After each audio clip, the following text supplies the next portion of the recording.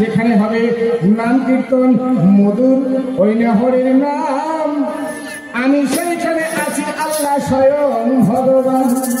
সেখানে আমরা আসলাম যখন সকলে মিলে ভগবানকে সন্তুষ্ট রাখার জন্য, হিন্দু ধর্মের দেব দেবীদেরকে সন্তুষ্ট রাখার জন্য, তাই তোমার সাথে সাথে আমার আল্লাহকেও সন্তুষ্ট রাখার জন্য সবাই আমরা এবার মধুর সুরে এবার যোগান একটা উলুধ্বনি আমরা করব।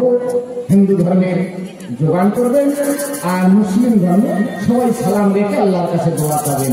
তাই বাবা জয় জয় রাধা কৃষ্ণের প্রেমানন্দ বল হরি হরি হরি হরি রাধা কৃষ্ণের প্রেমানন্দ বল হরি।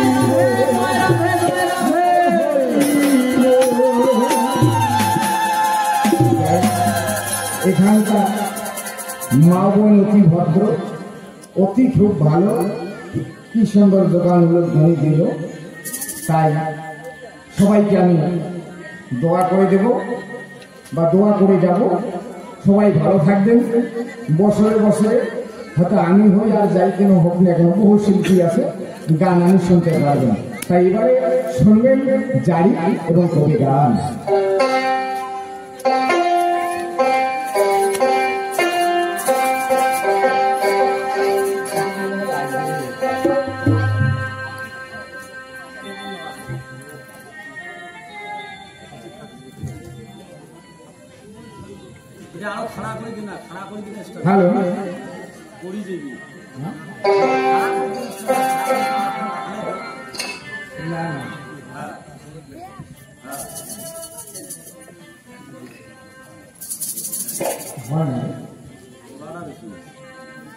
হ্যালো হ্যালো হ্যালো ধরো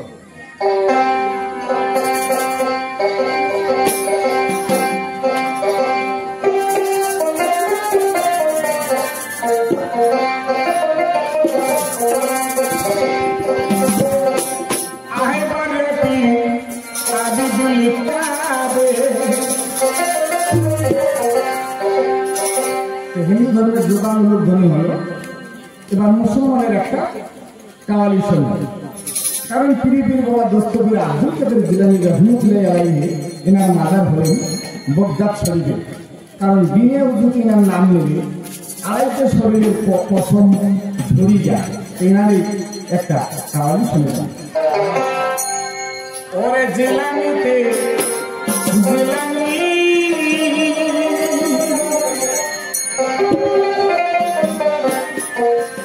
শোনে তোমার নামের গুণে আগুনে বিহয় পানি, আগুনে বিহয় পানি।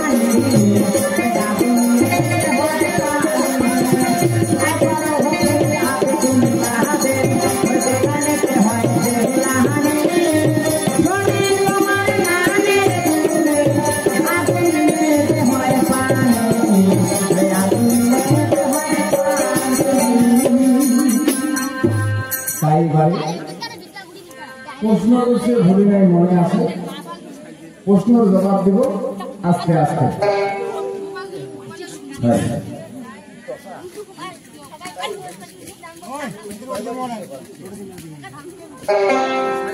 তাই এমন সময় এদিক মধ্যে কি হলো তাই শোনো। এবার সখীগণকে নিয়ে যখন সন্ধ্যাবতী এবার নদীতে গেলেন স্নান গোসল করার জন্য, তার মনটাকে পরীক্ষা করার জন্য স্বয়ং ভগবান একটা ফুল দিয়েছিল নদীর জলে। আর উনি ওই ফুলটা দেখি পাগল বেশে সখীদের বলেছিল, ফুলটাকে নিয়ে আসো, আমি আমার পিতার রাজ দরবারে নিয়ে যাব। কেন 12টা বছর ধরে আমি সাতটার উপরে কাটলাম, আমি এই দেশের দুনিয়ার আলো দেখতে পাইনি, তার আকাশ বাতাস গাছগাছরা পশু পাখি আমি দেখিনি। আজকে আমি আসলাম, কত সুন্দর আলো, কত সুন্দর গাছ, গাছের ডালে কত সুন্দর পাখিরা, পরে মিষ্টি মিষ্টি হাওয়া, এত সুন্দর ফুল দেখতে করলেন না ভুল। তাই সেদিন সন্ধ্যাবতী নদীর যেমন ফুলটা দেখে